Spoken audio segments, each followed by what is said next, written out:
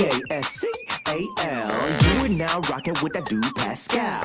We be going wild, Haitian in the building, so original. Got the haters catching feelings. Get your hands up to the ceiling and keep them held high, cause St. Louis isn't ready. Forget about it, goodbye. Hold up, we just saying hi. Five somebody rise up weekdays. Catch us live, somebody. Let's go.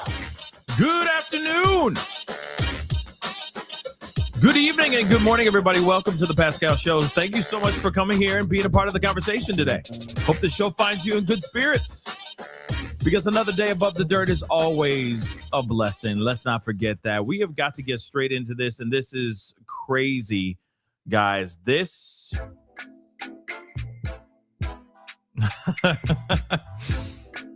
Oh, I got questions. I got a lot of questions. And of course, we got a lot of things that have been going on that we need to talk about.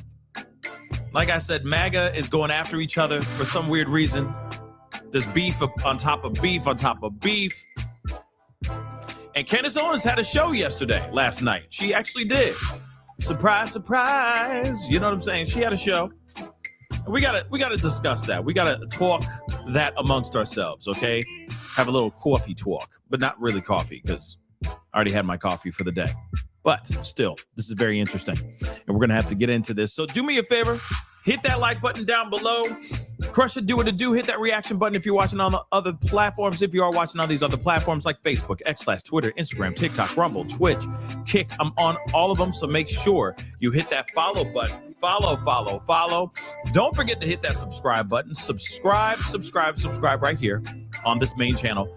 Go over to my second channel, The Pascal Show Clips, and my third channel, Pascal Raw. Subscribe to those channels as well. Make sure you hit that notification bell underneath each channel so you know whenever I go live, whenever I upload, because honestly, it's random or it's breaking news, so make sure you do that. Hit that join button down below. Support the channel if you can. Become a member of the family. That would be amazing. And of course, check out my Patreon and check out PascalMerch.com. All right? Okay, guys, we got to get into this conversation. Oh, boy. Okay. I've been meaning to have a conversation about this whole Erika, Kirk, Charlie Kirk, Candace Owens situation. TPUSA, French, Israel, the government, the American government, all these things and then some. Maroon shirts, men running away with footage, etc. Tyler Robinson, whether or not he did it or not. Was it him? Was it not him? So on and so forth. Yeah. There's a lot to discuss. And we all have a lot of questions when it comes to this situation. And rightfully so. I totally understand why there's so many questions out here. We all care. Now, I haven't done a reaction to this yet. I don't know. It might be too late to do it now. But I've been wanting to watch the town hall, Erika Kirk's town hall meeting that she had with Barry Weiss on CBS, which apparently was a ratings fail. But nonetheless, I've been wanting to watch that with you guys, because there's a moment that she said, I'm going to say it now. We're not going to show it, but she said something. Barry Weiss asked her. Yeah, baby. Barry Weiss asked her a question, which basically said, why are people really not believing, something along the lines of like, why aren't people believing that Tyler Robinson is the one that did it? And Erika Kirk basically said, because it's too simple. Because the facts are just too simple. They just can't believe it could just be a guy that wanted to do something out of love for his furry trans lover.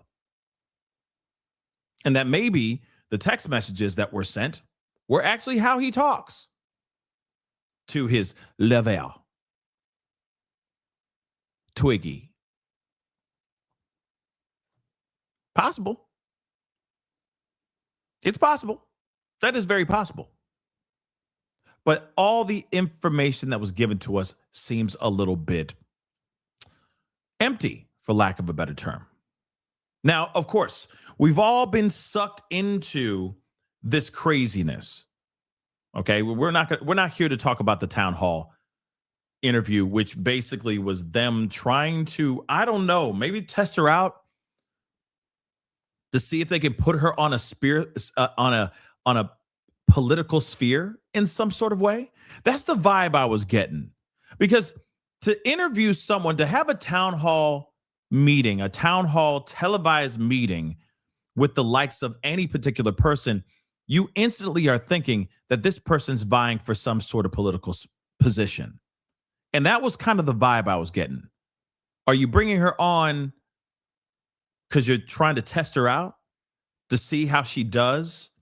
When they start shooting questions to her, that she already had the questions. She already had the questions, guys, beforehand. She already knew what these questions were going to be. Like I said, that town hall, I want to watch it with y'all. I need a second, though. People need to stop murking each other. The things need to stop going crazy out here in these streets, just so we can watch that episode. Because I have so much to say about that Erika Kirk town hall meeting. Why was she up there in the first place? Is she running for office? Is she taking Usha's spot as second lady?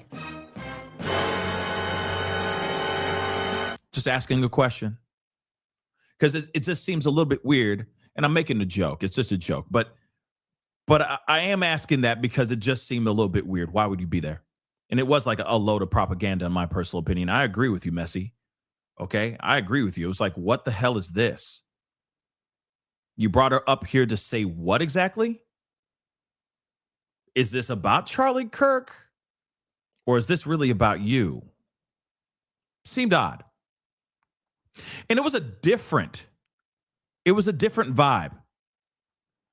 It was a different vibration coming from Erika Kirk as well. I'm just going to be real. It just seemed different. We're so used to the, whimsical looking up at the sky like she's about to sing a musical number from Oklahoma or something like that. No disrespect, but it did feel like that a little bit. It did feel like that a little bit, like we're used to just, looking up in the sky like she's still talking to him. She's just got a direct line to CK up there in the sky. You know what I'm saying?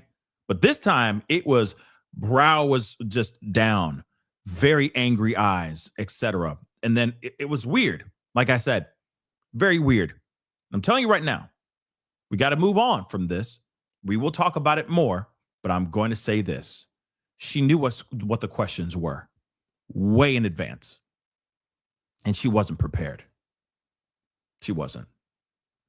She did not prepare for this town hall that she had the questions ahead of time. She had a cheat sheet for that, and she wasn't prepared. I'm just saying that. Okay, that's just the vibe that I got. And there were certain things where I'm like, why don't you just answer the question? Quit tap dancing, not even tiptoeing, quit tap dancing around this ish and just say what you need to say and be done. You know what I mean? But I digress. The Erika Kirk's interview, the town hall thing was, I thought it was a disaster. I'm sorry, I want to say it.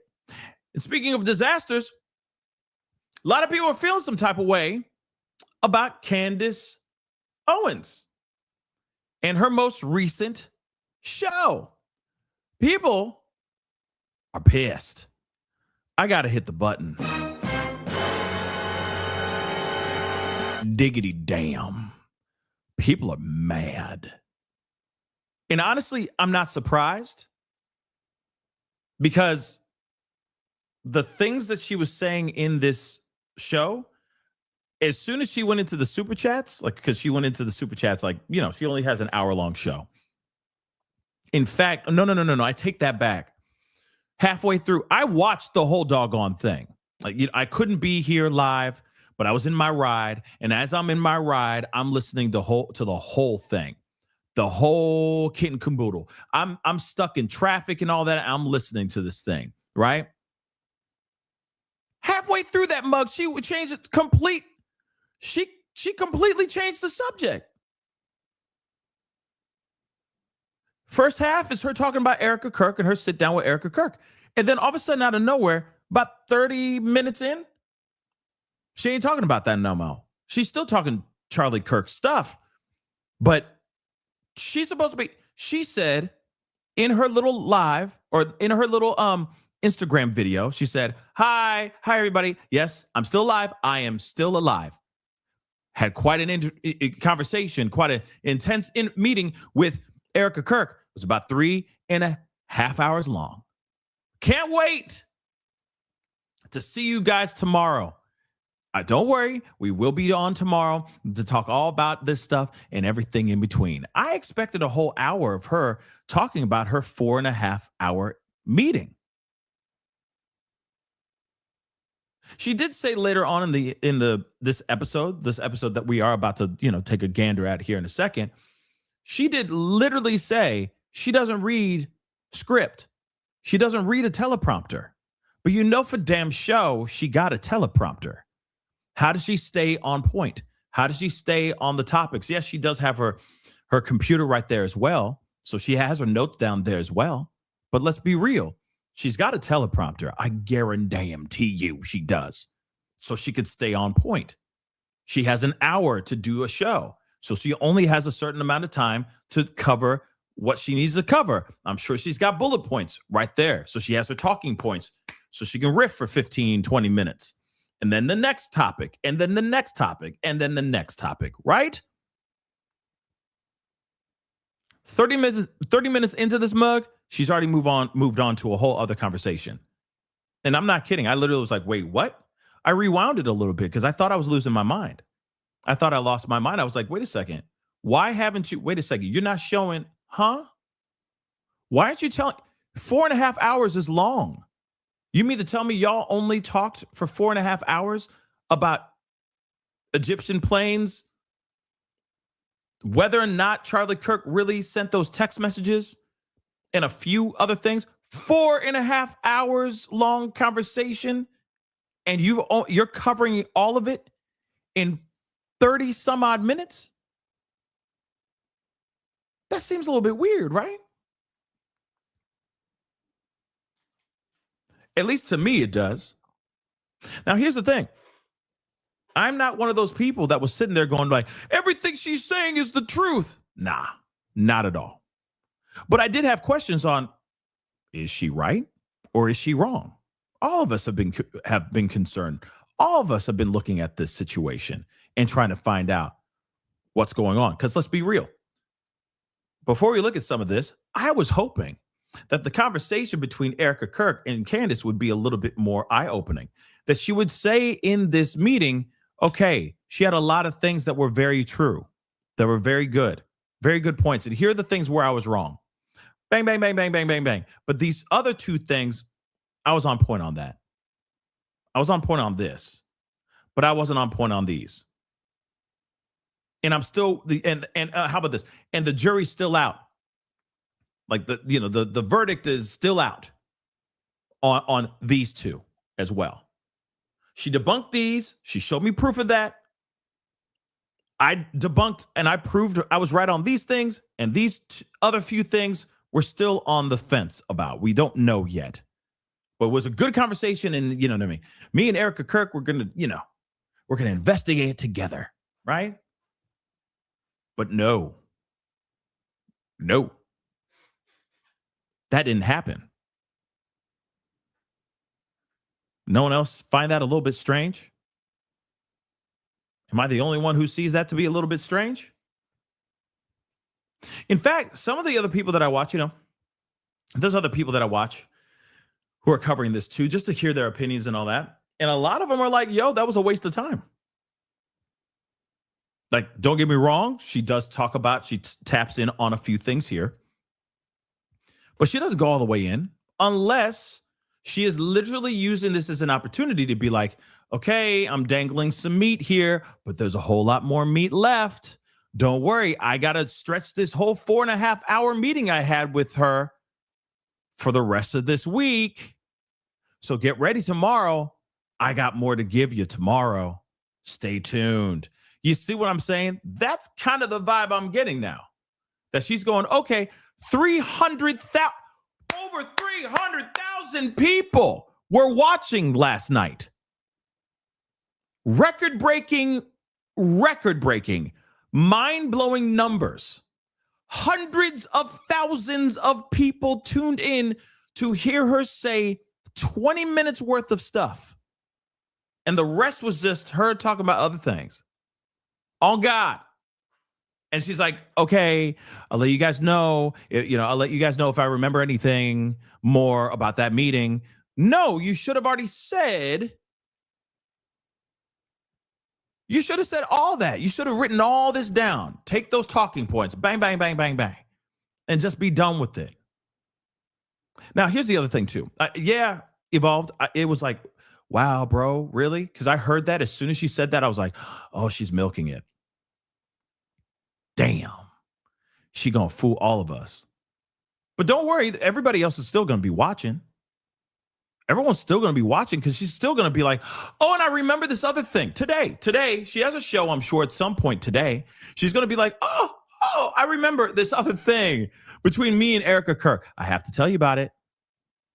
So we did this whole thing where we sat down and had this conversation. And she said this thing, literally.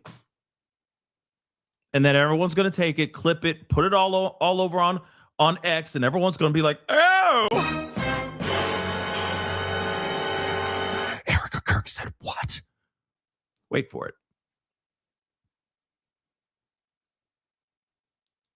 Come on now, guys. Sorry, but that's what's going to happen. She already said it in that. We might hear it in here. Maybe not. We may hear it. We may not. It's not like I remember everything she says verbatim in this mother-loving thing. But still, that's what she said.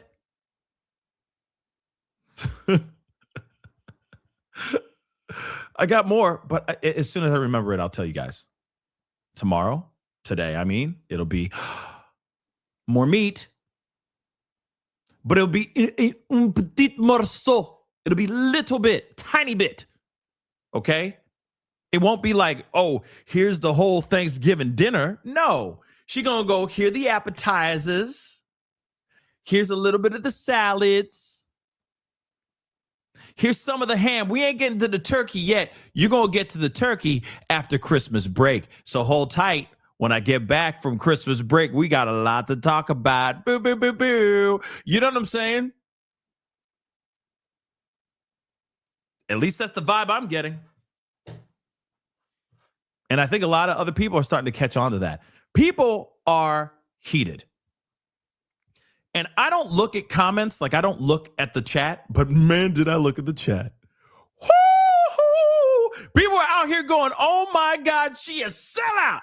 She's sold out. People are going unsubscribing. And I hate that when I see it in the chat. You know what I'm saying? Because people are buttholes. They'll say stuff like just because you say something that they don't agree with, people get in their fifis and be like, I can't believe you said unsubscribing in all caps. You know what I'm saying? But I saw that in her chat a lot.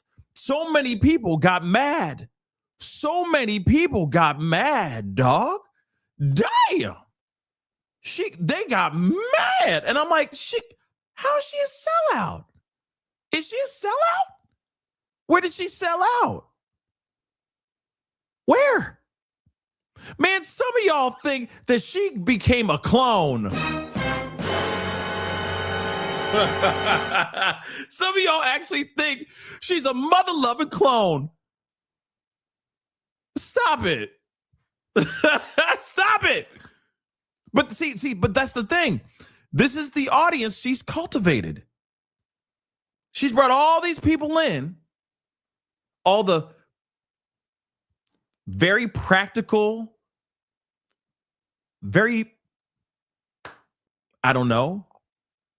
intelligent individuals, all the way to the tinfoil hat individuals that are literally saying she is a clone now. Like, check her earlobes. You know what I'm saying? Check her ears. Is she fully developed? Some Mother Lovers is basically saying it takes 3 months to make a clone. Come on, man. And this whole situation has been going on for 3 months. And Erika Kirk finally met up with her 3 months after the demise of Charlie Kirk. Oh, my God. Come on. I'm not kidding. People are actually saying that. She ain't a clone. Look, she got her ears. They're straight up there. Look at her. Look at it. You can see she got ears. They're right there. They're right there. She got ears. There's earlobes there. I swear to God, they're there. She's human. She's not a clone. I'm sorry. I'm sorry. It's too funny. It's too funny. And no disrespect. Anybody who thinks like, yep, that'd be a clone right there.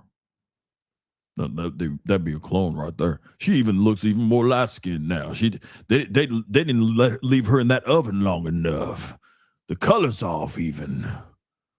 She looks a little bit more light skinned, more like a light mocha rather than a little bit more dark chocolate here. But no, that's really her. That's a human being. That is not somebody online cosplaying as Candace Owens. That is very much Candace Owens.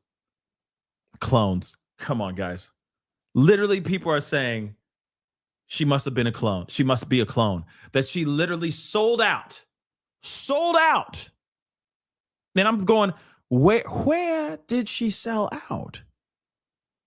I think, yes, the first episode of her talking was disappointing. It was dismal. It was not good. Out of the many other episodes that she's had, this one, and I don't say it wasn't good because, she was saying certain things were debunked and certain things were confirmed. No, those are great. It's just that she is now going, tune in next week, tune in tomorrow. See what I'm saying? It's just a breadcrumb and then another breadcrumb.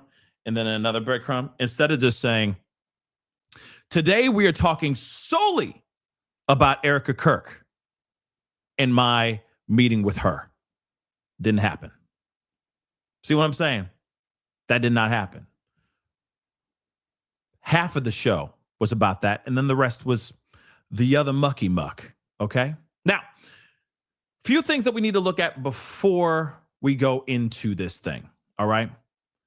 Actually, I thought I had it. Hold on. Let me just grab it really quick. We got to talk about Tim Pool for a second because he has been going scorched earth.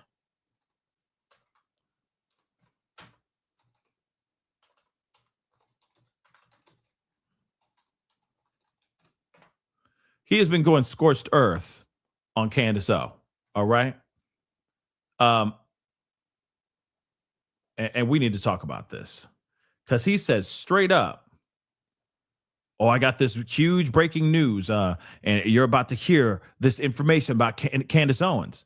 And it has something to do with ties to TPUSA. Let's take a look at this. Let me just rock it out.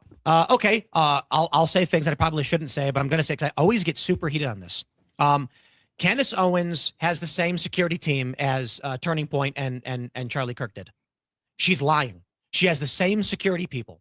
I've been digging into this. I've been meeting with people and talking with them. And I shouldn't say too much because there's more that's going to be coming out soon. Because rest assured, people are filing legal paperwork against her. Candace. I mean, I feel like it's inevitable that she might get some lawsuits coming her way because of the things that she has been saying. Regardless if we agree or believe her or not. But I just think that, yeah, there's, you know what I'm saying? I'm just saying. Okay. I'm just saying. But again, I'll ask you guys, did she sell out? Do you consider her a sellout? Or no? Do you think she caved to Erika Kirk?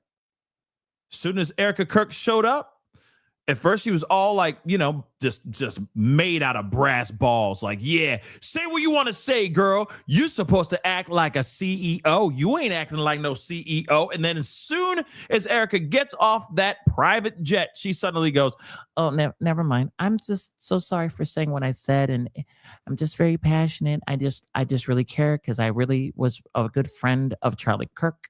He helped me so much. And the way he passed away, I have a huge problem with that. And Erika Kirk's like, it's okay. God is sovereign, but he is just. You see what I'm saying? Do you think she just caved at the sight of Erika Kirk? Is that what happened? Or do you think she got a fat-ass check? Because that's what some of y'all are saying. That, oh, there goes. Israel has entered the building with a fat-ass public clearinghousing check. You know what I'm saying? Made out of cardboard. Handed it to her and everything. Did she sell out or no? But Tim Pool got something to say about it. Has the same security team or has used the same security companies and the same security personnel as Charlie and Erika did. So when she comes out and is questioning them, she is lying outright. Now, I've invited many of these people to come on. We'll see what happens. We'll see when they can. The issue is the moment Candace goes on her show to millions of people and lies, litigation begins. And what happens when litigation begins? People don't do interviews about it. She is exploiting this, and she knows she is, to keep people wrapped up in this insanity. Now, here's the thing. Now, Tim Pool's been in his feast for a minute now about Candace Owens. He truly thinks that Candace Owens is tarnishing TPUSA, just destroying everything that Charlie Kirk has ever built. I say, ask the questions, find out the truth, right? This may be a stretch. It may be a stretch. So much, we're about to get into some weird, choppy water here, okay? Because Candace Owens did respond to that, basically saying like, well, I'll just show it to you guys. Here it is. She responded, she said this. Apparently, Tim Cass is telling his audience, is telling his audience that Charlie Kirk's security was the same as my security team. This is complete and utter fiction. Charlie and I never employed the same security company, literally ever. Thank you for your attention on this matter. Then he went back and he said, be specific, Candace. Make sure you're very clear. You've never had the same security people working for you that Charlie also used. So then she said, I was clear, bitch. Oh, she said, I was clear, bitch. I said that Charlie and I never used the same security people. So your point that I was being a hypocrite by critiquing their actions that day is complete and utter trash. In fact, I regularly critiqued Charlie on his security team, and I'm sure I could dig up a text message or two to that effect. So then she continues and says, and I can't really use these words, all right? But she says, Tim Pool is the walking example of why we called people F words in the 90s. It's up there. You see it for yourself. It was never about homosexuality. It was about people who behave like F words. Damn. With the slurs. Okay?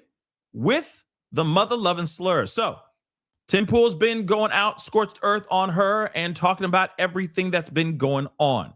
One of the things is for sure, people are literally now, her fans are now starting to spread theories, thinking that maybe that she was bought by Israel, or that she, or she bowed to Israel, or that she's even been cloned, like I said before. But let me show you this clip. And this is from Tim Pool again.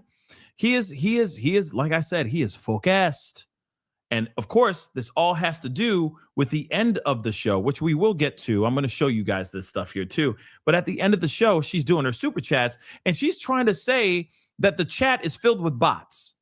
But I'm sure that they were. If you have 300,000 people over 300,000 people in your chat live, yeah, you're going to have some bots. But not everybody who's sitting there calling you a sellout or saying that you sold out or saying that you a clone or some of that sort, not every single one of those are going to be bots. I'm just telling you right now, just so you know.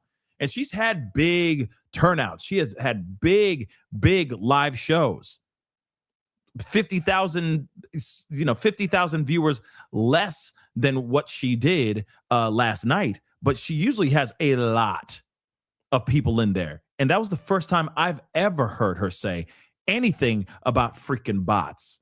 It's just weird. It's just weird. Tweet first off from Colin Rugg. He says, Candace Owens says her meeting with Erika Kirk was productive and says she is very happy that we are on much better feet. Many of her super chatters were not happy with her throughout the show as she shared details about her meeting with Erika. Despite the productive meeting, Owens said she still felt there were shady characters at TPUSA. Towards the end of her show, Owens addressed some of the negative comments and accused the chat of being botted. Take a look at this. One chat says, people may call this dumb, but Candace looking to the right too much. No. Mikey phone call doesn't add up with her timeline. And WTF are you putting the plain debunking on the website, not YouTube? One says, Fuentes, if you see this, please expose who this actor is and who funds her. You have the green light.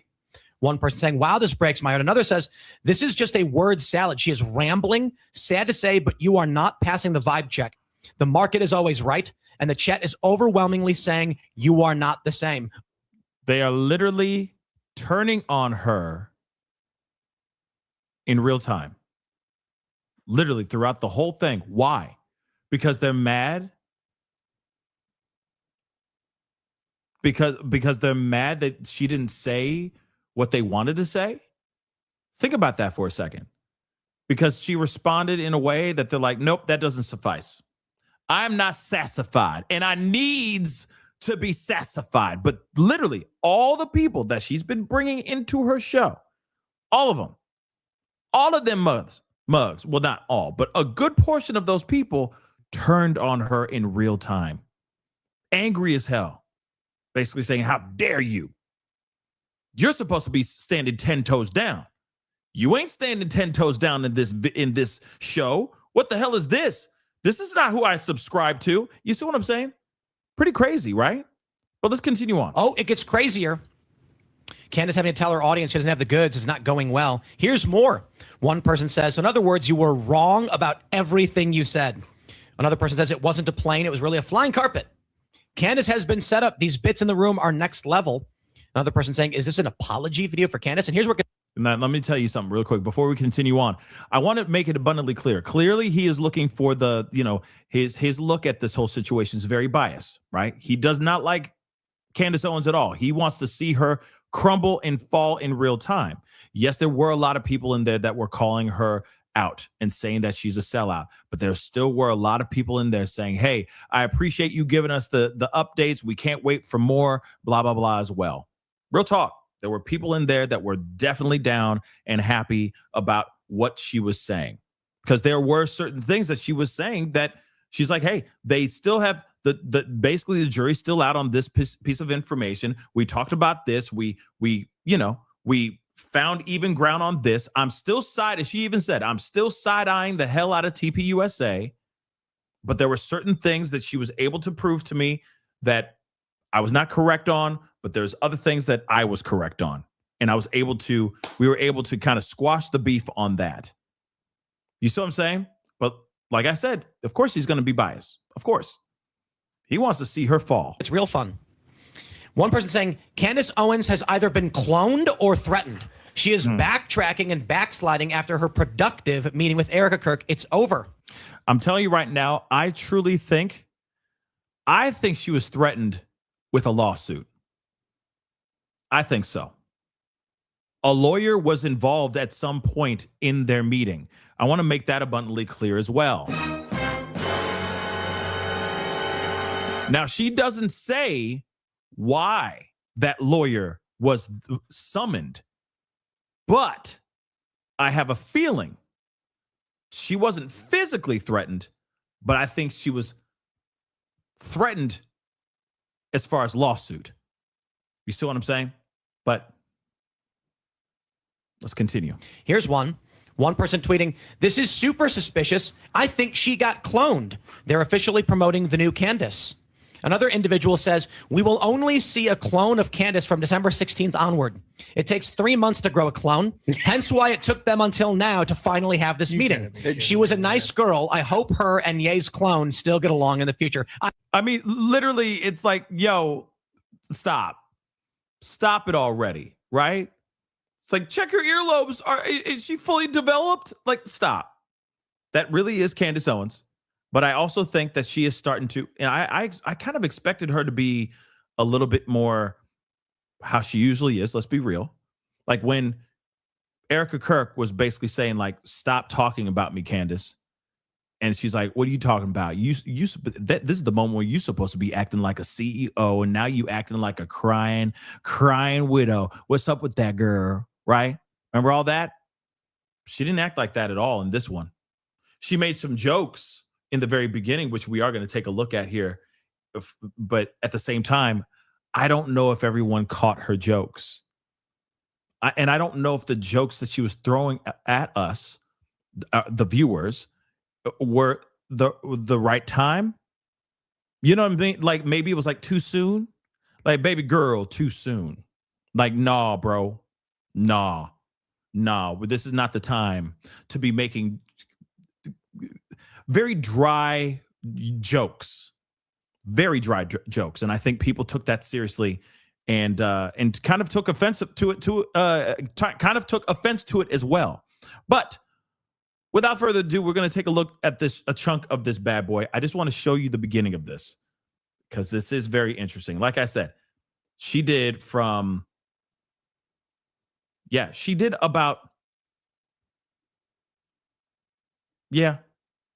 I was like 9 minutes off, but she did about 39 minutes talking about Charlie Kirk, Erika Kirk and her meeting. And then the rest were other things about like the New York Times hit piece and Tim Pool and all this other stuff. And I'm like, we are here. Everybody here is here to hear what you have to say about your meeting with Erika Kirk. We don't care about what New York Post said. We don't care about any of that. But like I said, she gave us a chunk now. She's going to give us another chunk tonight. She's going to give us another chunk Thursday and Friday.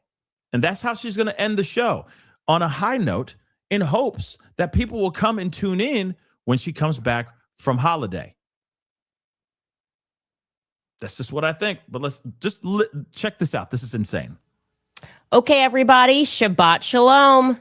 I just want to say Shabbat Shalom to everybody back at home. Happy Hanukkah to our greatest friends and allies. And, you know, this is a good time to mention that Israel does have a right to defend itself. Tucker Carlson is Adolf Hitler. And TikTok does need to be purchased by the Mossad. It's just how I'm feeling today. I am not different. Maybe you are different. Welcome back to Candace. Oh, there's more. I'm just going to play for like 2 seconds of this. But like I said, it's a joke, okay? Like, she's making a joke, but people are taking it very seriously. You see what I'm saying? Get it, right? You get it. She's like, I'm joking. It's a joke, blah, blah, blah. But people really took it seriously, y'all. People are starting to like, wait, what does that mean? But you know how it is. Some people just don't. Some people really take things right off the bat like it is. You see what I'm saying? Like, this is serious. You shouldn't be making jokes like this unless you're not making a joke. Were you bought by Israel? What's going on here? You know what I mean? Like I said, you got to remember her audience. You know what I'm saying? But let me just speed this up a tiny bit so we can get a good chunk in. But man, let's get into this. Nobody is changing their mind anything. How ridiculous would it have been if I'm doing all of this, investigating, asking all of these questions, and then Erika Kirk offers to answer some of these questions. And I'm like, no, I'm not going to go. I can't betray people. I don't want any answers to the questions. I just want to ask them. No, this is the entire reason we are doing this. We've been looking at the situation going, why can't Turning Point USA just answer basic questions? And I can tell you guys that yesterday for 4 hours and 30 minutes, there were no rules. They said you can ask us any question that you want, anything that's on your mind, which I appreciated. And some of you guys are thinking, who is they? Who is they? It's the Jews, obviously. Just kidding. It's Justin Strife. Justin Strife was in the room. Justin Strife is one of the CEO. No, not the CEO. I'm sorry. The COO of Turning Point USA, just so you guys know. All right. It was just Justin Strife and Erika. George joined me just for the beginning portion of the conversation because he had that thing going on that I told you on the 15th all day. He was in a conference. And then I brought my cousin Mia, the one that has a really bad attitude. I just bring her there for vibes. I think it just confuses people. They're like, I don't understand what's this person doing here. And the reality is she's like always just listening to Cardi B music. But she's my cousin and I always have her around. And so that was it. She was kind of sitting a little bit away, but at the table, it was really just the four of us until George left. And I will be honest, I did not know what to expect going into the room. I did not know if they were going to be open. I didn't know what Erika's energy was going to be like, if it was going to be more of an argument, if there was going to be legal threats.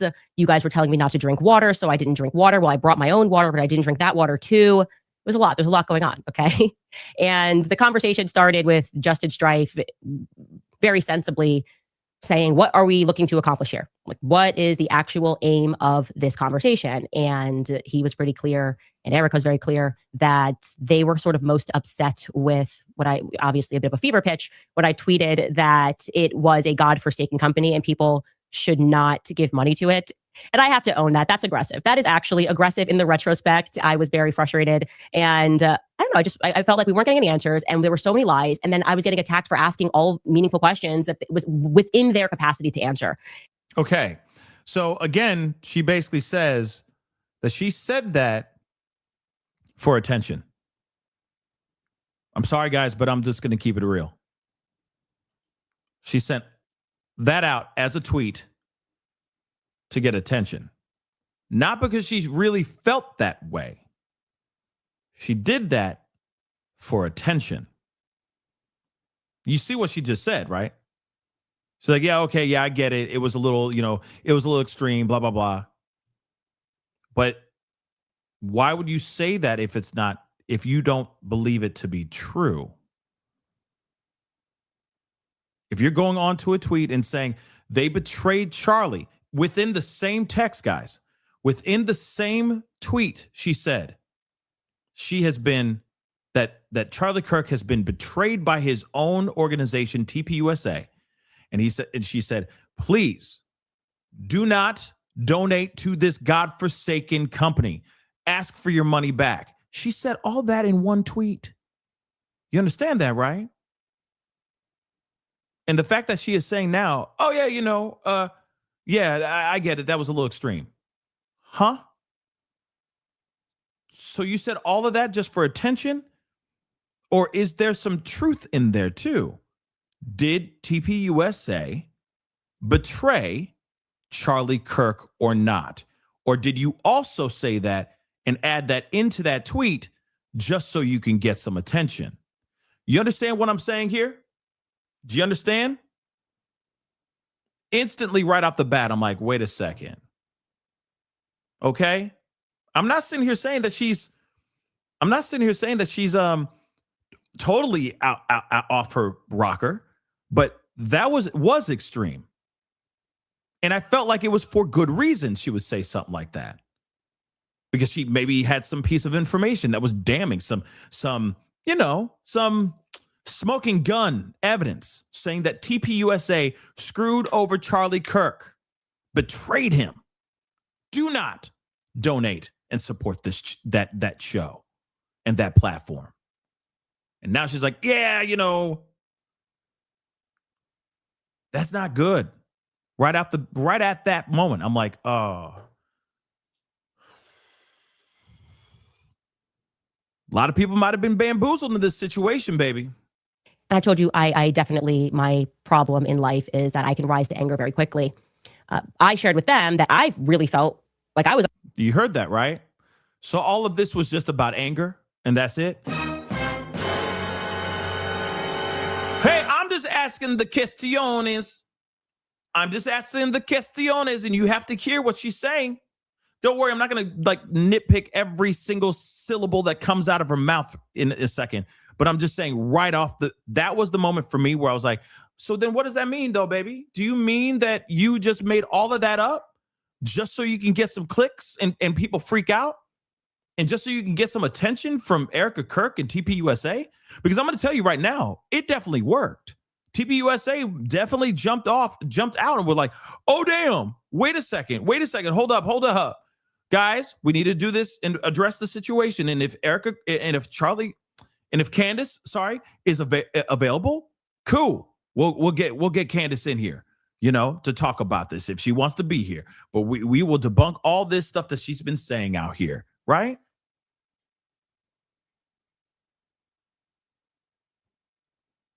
But now she's coming off like she said that just to ruffle some feathers, and that's it.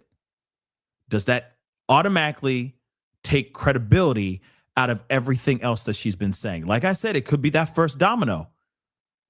Like I said, I'm just asking the questions, y'all. Let's continue. Under attack for telling the truth from the very beginning, like casually, when I mentioned the Catholicism thing. Like, what was that about? I was like, look, I say something in a tribute to him. Alex Clark and Andrew Colvett then jump onto a podcast and they're doing that weird interview, which is clearly aimed at me. And they've teased the interview. It's like aimed at me, but they never say my name. And that to me felt like it was the first, the first bit of mud that was slung, which their answer for that was, hey, that was a really crazy time. A new system had to be put into place. And by no means did Erika give any person the authority to go out and say the Catholicism thing was a lie. It kind of turned into this big thing. Whatever. Okay, that kind of obviously was not the meat of the reason that we wanted to sit down.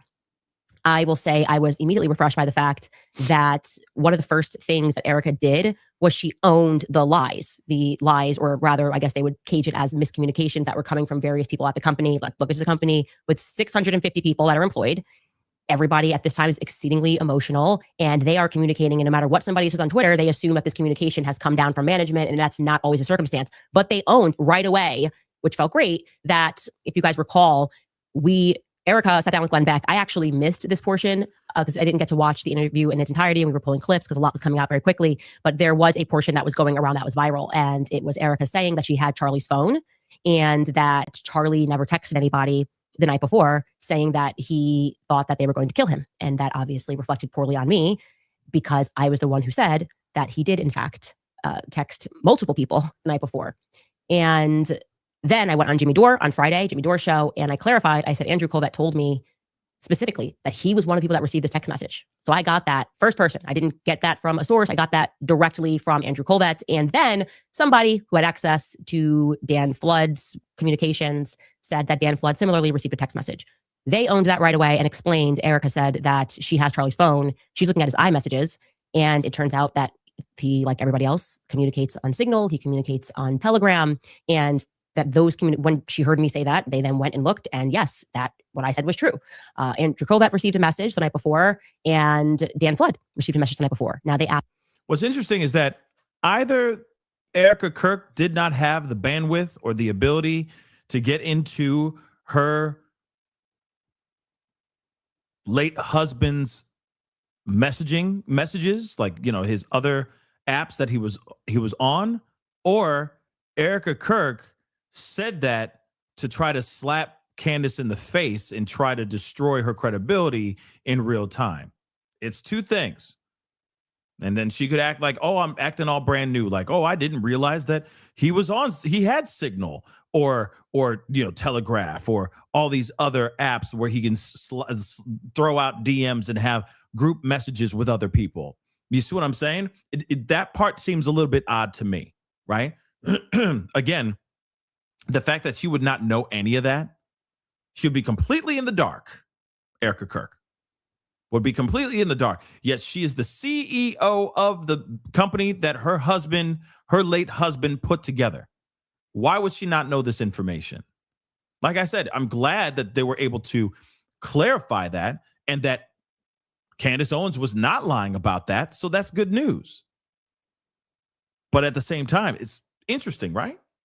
It's just very interesting what we're hearing.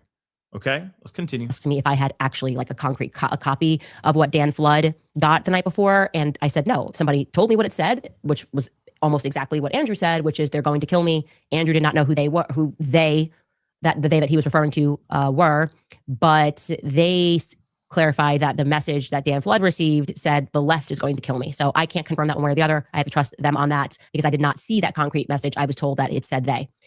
Now, that's a huge problem for me. That is a huge problem for me. You want to know why that's a huge problem for me? Because they said, oh, yeah, she's opening up her phone and his phone and going, oh, yeah, in fact, he did have things in DMs with other people on that thing. Oh, look at God. Didn't know that it was in Signal or in Telegraph. I was just looking at his text messages via phone. Wow, that's crazy. But it does say that he's worried that they are trying to take his life. And she's like, so then who's they? And she's like, the left. Yeah, the left. No, I got the phone. Thank you. It says the left. Huh? Okay. So it's not Israel anymore. It's not the French. It's not the U.S. government. It's just the left. Which, if you really think about it, that he'd be worried about anybody on the left, because I'm sure there are people on the left that have been radicalized that would love to see him perish, right? But this entire time, she's been talking about Israel, Egyptian airplanes, the French, les enfants, les fromages, and even the American government. But now she just has to take their word for it that it's the left. And that's all it is. That again, I believe that this is the conversation. But as soon as they say, oh, it's the left, it's not Israel.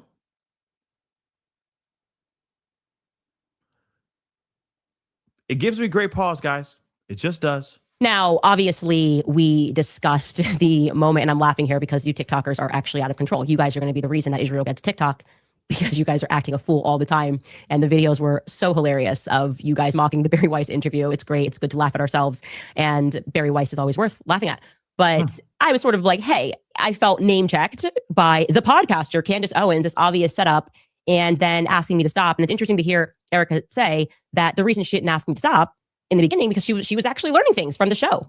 She was actually learning things. And that I think she similarly felt that Barry Weiss was trying to create a moment. Obviously, it's who Barry Weiss is. It's the Zionist lobby. She's trying to right perceived wrongs because I'm against her side. That does not surprise me. That's kind of why Barry Weiss exists. That's the reason they put her at CBS, is because she's just committed to stacking the audience with people that are going to present the pro-Israel cause and talk about anti-Semitism and talk about like crime being on the rise. It's kind of an embarrassment, but I actually do accept that. And I should also clarify that Barry Weiss obviously picked those questions. They were not random, like I told you. It wasn't like people were coming to the mic and it was an open mic and they didn't know what they were going to get. It was all very much planned by Barry. But Erika said that she knew the general idea, like they were going to mention me and mention the conspiracies, but she was not given that specific, the podcaster, Candace Owens, question. So I think that's very clear that up. Now, I did not at all recant any of my suspicions, and I understand people disagree with me about particular people at Turning Point USA. I communicated what I communicated in front of the whole world. My skin crawled after I spoke to Terrell Farnsworth, the person who took the cameras down. He lied to me several times. I explained to them, which felt good to have that direct communication, how Terrell lied multiple times, and that I did not understand why he was there that day. They echoed what he said. They defended what he said, that they were trying something new that day, that they typically live stream, which is what Terrell said. They typically live stream, and I said every college event. Well, they said, well, yeah, they live stream the events that are tour stops, but they don't live stream like the outside prove me wrong type events. And that was something that was new and it required Terrell. And I said, even if that was all real, if that was all true, I still didn't feel good about the conversation that I had with Terrell, and I can't ignore my gut about the many little lies that he told. I thought the video he recorded was weird. I know he comes from a very powerful family. I personally do not trust him. And I obviously do not like the fact that I said, Tyler Boyer lied about this thing and said, came up with an excuse and said, well, Terrell was asked to take the camera down. That's the reason, he said on Twitter, because the police wanted him to take it down and secure the footage. And I said, I know that's not true. And they said, well, after all of that, after he took the cameras down, there was a police officer or Fed, whoever it was, that spoke to him and asked him to secure the footage. Well, that makes sense, but it's not a reason for why he took it down immediately. It makes sense that as you're investigating, you're going to say, who's got the footage? Let's lock it down. But it didn't make sense to me that Tyler Boyer lied about it. And I don't trust Tyler Boyer. And that is never going to change. Similarly with Rob McCoy, he makes my skin crawl. I can't explain it. I look at him and he's a bad person and nobody can make me feel one way or the other about that. I was surprised to learn, and this is kind of gets into, I guess, us not knowing the inner workings at Turning Point USA, that Rob McCoy actually does not work with Turning Point USA in any capacity whatsoever. And so him communicating as he has done, like, I'm the pastor, I'm this, I'm that, it's just not real. Like, that is not real. And we should know that that's not real. And when he says that, call him out on that separately from Turning Point USA. I was operating under the assumption that he worked for Turning Point USA. And I said, if obviously that's wrong, I'm happy to correct that. But also, what were we to assume when he hit the stage at the memorial and said, I'm America's pastor, and then had the Wikipedia updated and said, well, I'm assuming he had it updated because who else would do that he started Turning Point USA Faith. So I guess, to be clear, we were just wrong about that. And I will have a lot more to say about Rob McCoy and where I believe he fits into a lot of things. So I'm not letting up on that. Now, one piece of this. You heard that, right? I will be talking about this, the connections of Rob McCoy to TPUSA and all this other stuff, but I'm not talking about it right now. Like I said, crumbs. I get it. I mean, make your money, boo-boo. Make your money, girl. But at the same time, just talk about it now. You had 20, like, she did this, she talks for 39 minutes, and then she has a whole other 20 minutes where she's reacting to other things that she could sprinkle that in any other show. This was the show after the meeting with Erika Kirk. Talk about that. You know what I'm saying? But let's continue. I still don't understand it. And the magic bullet. Okay. Now we all recall. Yeah, and we got to talk about that. This is very important. I appreciate her talking about this one. It's the text messages that she talks about. It's the bullet she talks about. She does tap in on the Egyptian airplanes, which of course she says later that she does not believe the hype. She does not believe that about the Egyptian airplanes. Like, she believes something different and sinister is going on with the Egyptian airplanes, right? She does say that as well. But let's talk about the bullets. But here's the other thing too. The camera guy that was filming, he's like, they just unalive Charlie. They just unalive Charlie. He's doing a selfie video behind, behind a concrete wall right when Charlie Kirk lost his life. Yeah, it's weird. It's messed up that he did that. It's really jacked up he did that. But I honestly think he did that because he wanted to have that as a viral video. I think it was only for his own financial gain, if that makes any sense. Being one of the first to basically film that and maybe post that on his social media. And I'm sure he was still shocked. Absolutely, he was shocked. Anybody should be shocked if you were ground zero. We were all shocked. And I'm not a fan of Charlie Kirk. You see what I'm saying? I don't listen to his stuff every day and everything. Still shocking though, right? So again, very interesting. But let's get into the magic bullet conversation, shall we? What happened? I casually say on the show, hey, I saw the footage. There was no blood. And honestly, when I said it, I didn't process how big of a deal that was. And I'm sorry but there was. And then there was a whole thing about Charlie Kirk possibly being electrocuted. No, that's not true at all either. Like I said, everybody was trying to change and change the narrative of the situation. If you look at the footage, my God, there is blood. Okay? There is. 30-6. Very quickly, what happens is Andrew Colvett whips up this tweet about what happened with the bullet, and he said he wanted to address all the discussion that was being had about the online chatter. I'm obviously paraphrasing here. He says, I apologize, it's going to get graphic, but he spoke with the surgeon. The bullet should have gone through. The surgeon then explained that what he's typically seen on these wounds, and basically this was all a miracle. Charlie saved lives, even in death. And the internet clocked it, this miracle, the healthy bone. His bone was so healthy and the density was so impressive. Like, this is a quote, by the way. His bone was so healthy. I want to read it. This is allegedly from a surgeon. Quote, his bone was so healthy and the density was so impressive that he's like the man of steel. It should have gone through and through. It likely would have killed those standing behind him too.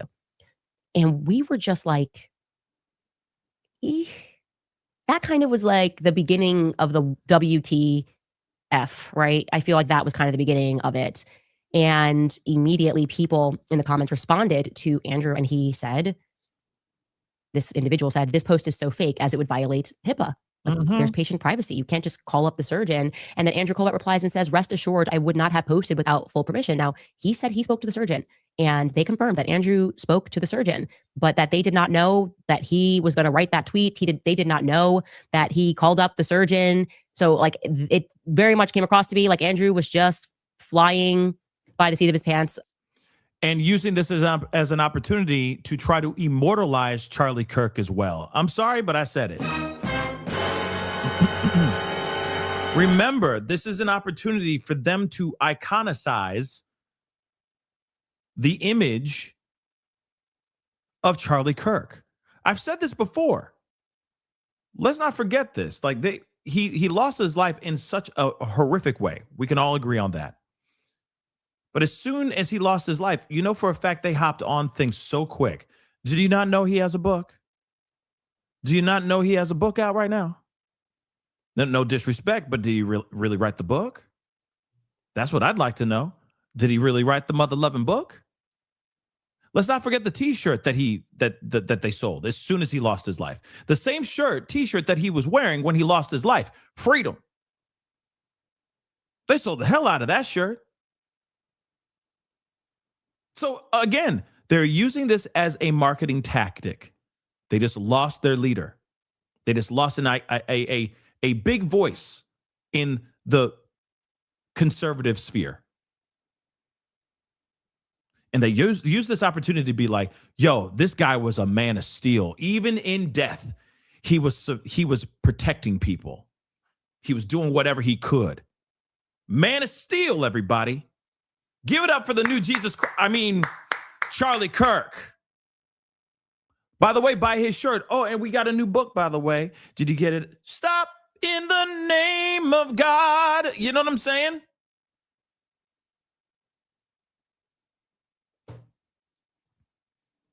Don't forget to donate at his memorial service, which was basically John Cena, right? Pyrotechnics, Erika Kirk. Everybody, give it up for Erika Kirk. You know what I'm saying? Millions and millions and millions and millions and millions and millions and millions and millions and millions and millions of dollars were made on just that memorial service alone. Millions of dollars were made off of the T-shirt that he was wearing when he lost his life, and they're still making money off of that book. Stop in the name of God. Yeah. That's exactly what they're doing right now. She's on every interview, every Fox News show, basically saying, yes, my husband, hold on. Don't forget I have a book. He has a book. That's what they're doing right now. Doesn't that seem a little odd? That seems a little odd to me, guys. I'm sorry. It's weird.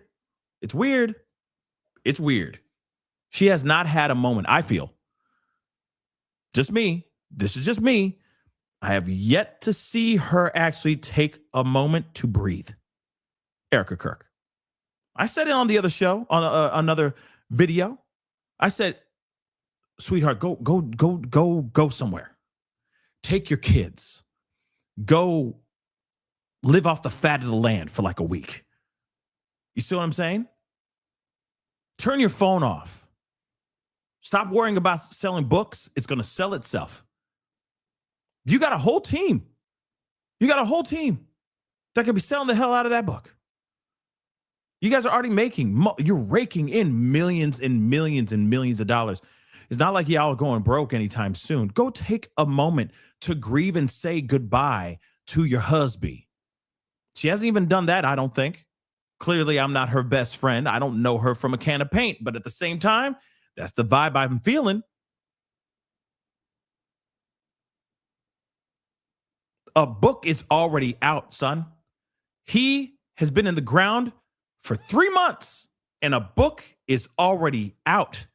I'm just saying the timeline is timelining for me. I don't know about y'all, but it's timelining like a mug. And the only time that TPUSA, I'm just going back to that one thing one more time. The only time that they actually gave a damn, when they were like, oh, look, we got to go live and address situations, is when Candace Owens went onto her X platform and said, stop donating to them, y'all. They're scamming you. They betrayed Charlie Kirk. That's when they finally were like, oh, wait a second. We got to talk about this now. Because now she was dipping in their pockets. She could have been talking wireless on that microphone the entire time. But as soon as she said something about that Monies, oh, that's when they were like, oh, hold up now. Hold up now. Now, ma'am, now you being out of pocket for trying to get in my pocket. Seems a little bit weird, don't you think? I'm sorry. It's the timeline that be timelining. Sorry, not sorry. Oh, by the way, I know Ashley said something about her not saying anything about electrocution. No, she didn't say anything about electrocution. I'm just saying there's a rumor flooding around about Charlie Kirk being executed. He was not. We all saw what happened to him. There is a bullet that went into his neck, and he lost his life that way. Someone pulled the trigger.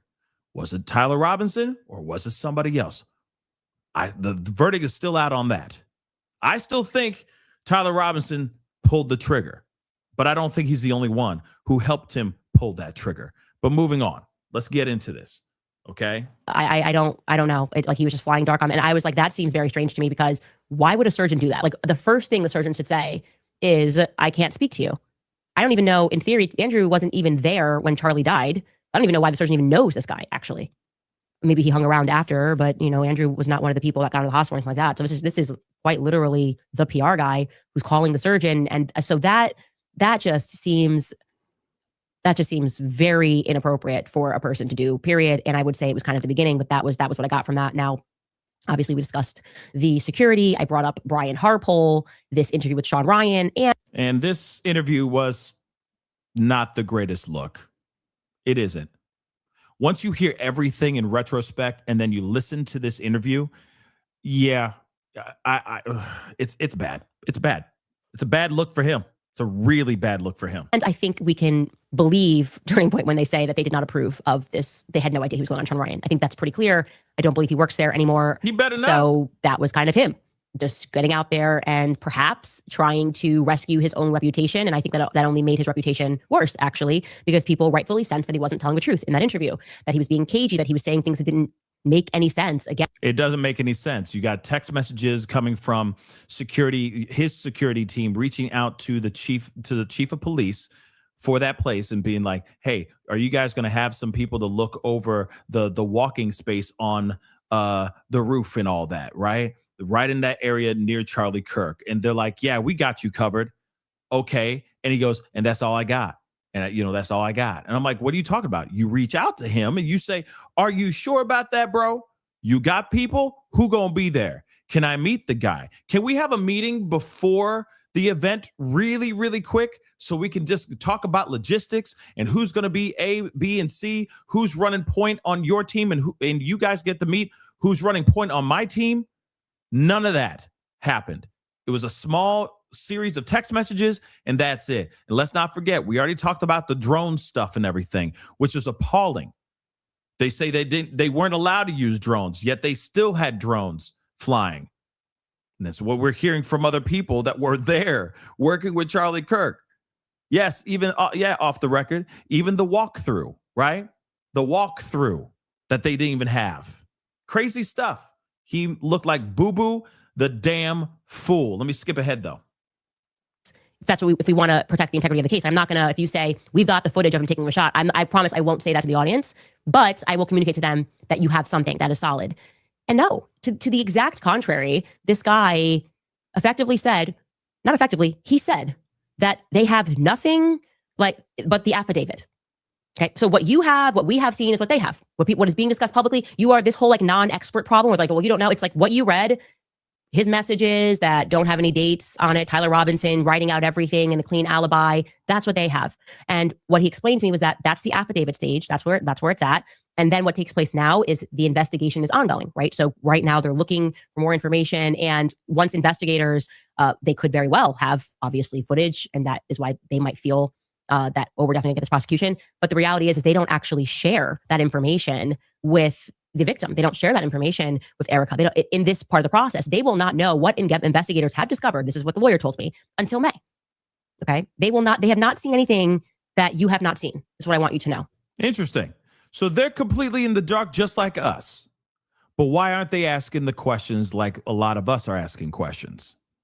So with that in mind, I'm sitting here going, why are you signaling? Why do I feel like the public's being gaslit on this? There's been nothing that's convincing. There are so many commentators who have gone out and said to you, it's overwhelming. The evidence is overwhelming. The text messages that don't have a date, that don't even sound real, that's overwhelming. That to me feels really fake and gay. I really do want to say that to every commentator that is out there trying to tell the public and insisting that if you say it enough times to become real, you're actually just being dishonest. And I offer that a more honest way to communicate would be to say, we think he's involved. We feel strongly. I've said that. I think he's involved. We are very hopeful that throughout this investigation, we are going to get that concrete thing. And that's where we're at right now. That's just the stage that we are at. That is not what we are getting from them. That is like, I just feel like that's really important to let you guys know. Let the gaslighting stop. They have what you have. Okay. There is nothing else. They are in an investigative stage. Erika has been named as the victim. They will know more in this May hearing, which is the probable cause hearing. That's what the lawyer told me. It's probable cause hearing. And that's when they will see the evidence. That's when they get to present the evidence, why they are going to stand there before a judge and be like, yes, we need to move this forward. It's not just an affidavit. We're not pulling together scraps. We have concrete evidence. This is all about Tyler Robinson, just so you know. And she's basically saying now she's going, well, TPUSA believes that Tyler Robinson is the guy that did this. And it's all based on the information and the evidence that they do have. And it's the same evidence and information that we have. Right? But I am still questioning about the bullet, right? Until then, okay, until we all get on the same page and understand what. And I have it sped up so we can get through a lot of this, okay, very quickly. All right? Just so you guys know. All right? Sorry, but I have to. And again, if you want to go watch it on your own time in regular speed, then by all means, go check that out. Okay? I recommend you go over to her channel and check out the full thing, because I'm not going to play the full thing here. Okay? But go check out the full thing on her channel. But still, like I said, she's, there's still holes and there's still things that she's not fully tapping in on that I'm hoping she gets to it throughout this week, maybe. And this is just her angle. You know what I'm saying? This is her approach. I'm going to go this way. You feel me? But, thank you, A-Lady. I appreciate it. Yes, I will, boo. Okay. Good seeing you too, A-Lady. It's been a minute. What's up, girl? Else they have, I am very confident stating the opposite of all of my, I guess, well-paid peers, in that I don't believe that Tyler Robinson pulled the trigger. And what I also said to them was, and I said this in front of the lawyer, because I don't know why I'm like this. I was like, right there. You heard it. You heard it. She had an esquire in the room. She made sure there was an esquire. Why? If this was a meeting between friends, or maybe used to friends, why would there be a lawyer in the room at all? Just a question. May mean nothing, may be something. Don't know. You might need a new lawyer. I was like, because this person's trying to sell to you that this is solid. One of the rules that me and my husband have is that if you have a lawyer that tells you like you're 100% going to win, it's very clear that you're going to win, you need a new lawyer. Okay, that's a cheerleader. That's not a lawyer. A lawyer, even if you should 100% win, should be telling you the risks here. I feel good about this case. Like, let me talk real to you. I feel good about this case, but here's where things could go wrong. I want you to understand those risks that are involved. We don't have this yet. We don't have that yet. And especially given what I told them, which is your lawyers, or the investigators rather, not their lawyers, because they're not the ones investigating. It's the state of Utah that's investigating. They have not called the one solitary person, as I told you guys, who filmed as he was on the roof. Remember the guy that's like, oh, there's somebody on the roof, and he sees him crouched down. I said, I spoke to that person, and his testimony would be devastating to your prosecution. He saw the person on the roof. He filmed the person on the roof at 12:23 p.m. and he did not see that person take the shot. And this is not some random student. This is a guy who trains people to shoot guns at a range. He knows. Remember this video? Remember this? Oh, snap. There's somebody up on the roof. Damn, this is crazy, right? Those guns, okay? He said what he saw was a smaller gun. He said that this person was dressed in black tactical gear and there was no recoil. That's devastating. That would be devastating to the prosecution. And yet, investigators haven't reached out. Now, they offered back, well, maybe they haven't reached out because they have an even clearer video. And that's true. That's actually a good rebuttal. They're like, we don't even have to talk to this guy because the video will speak for itself. And we saw what we saw. Okay, but wouldn't you still want to speak to the other guy so you could prepare? I don't know, to question him something. I don't like that this investigation is going on, and I feel as though I spoke to more people than they have. That's the big problem, that there's not enough due diligence going on, right? Police should be doing everything they can to do their due diligence, and they're not doing their due diligence. She's hearing two different things. She sees a guy up there claiming that it was a much smaller weapon. And of course, we have somebody else like Tyler Robinson up here pulling the trigger with a 30-06. I feel like that's, yeah. I mean, that'd be weird. And I'd be asking the same thing. Why isn't 50 asking the guy who was filming spotting that guy up on the roof? Why was there not somebody going over there and investigating and asking those kind of questions as well? How is she the only one that has that information and not 50? Both of the people who filmed videos that day told me that they weren't reached out to. So I don't understand. That's weird. What's happening here? I don't understand the confidence, I guess, is the best way to say this. I told them I do not understand the confidence that is happening. Now, another really big thing that happened was they brought me Mikey's call logs. Okay. They brought me Mikey's call logs. And that is why I said this was a productive meeting. There is no other way to say it. I asked every question and they came with paperwork to show and to answer and to explain certain things. Also, which was, I thought, actually kind of sweet, that I guess I did on the previous show. I was like kind of looking at things into Mikey and I couldn't find him. And someone said, I think Mikey's not his like real name. Like they thought it was his middle name actually. And I just assumed, okay, well, maybe he's using his middle name and that's why I can't find him. But Mikey really wants you guys to know that is his real name. And it is his real name. I found out shortly thereafter that they were confusing his middle name with, they thought it was switched. Michael is his real name, just to clarify that, because I realized I actually didn't go back and clarify that. But Mikey's call logs, big piece of this, okay? I'm going to, I guess, jog your memory on what Blake said about Mikey that day. And then I'll tell you what actually happened, because I don't think Blake has that great of a memory. Okay, take a listen. So I was not with Mikey, or I don't remember being with him. I think I was ahead. This is not great. This is not a good look for them. Just so you guys know, this part is not a great look. And apparently there's a Brown University presser. I don't know if I'm going to be able to hop over there. This is specifically just this. But I'll keep an eye on it so that we can talk about it a little bit later. Okay, guys? Ahead of him as we left. And then we get out and I run for, can't have been more than 15 or 20 seconds. And then I realized there hasn't been another shot. So the shooter has likely been detained or stopped or something, not in immediate danger. I pause, I look around me and I see Mikey there. And I will never forget what I saw, because I've seen Mikey almost every day for the past 2 years. I know his personality very well. He's a very bubbly guy. He's a very happy guy almost all of the time. And I'll never forget what I saw, because it was clear in the moment that he was profoundly freaked out. What I'll always remember is the way his lip was quivering, which I'd never seen before. And you very rarely see from someone that he was freaking out. And then I think he literally said to me, I might be imagining this, but I think what he literally said was, he was looking around and then he says, I need to call Erika. And then he takes his phone and he begins calling Erika. And I don't want to disclose how that call unfolded, but he did that.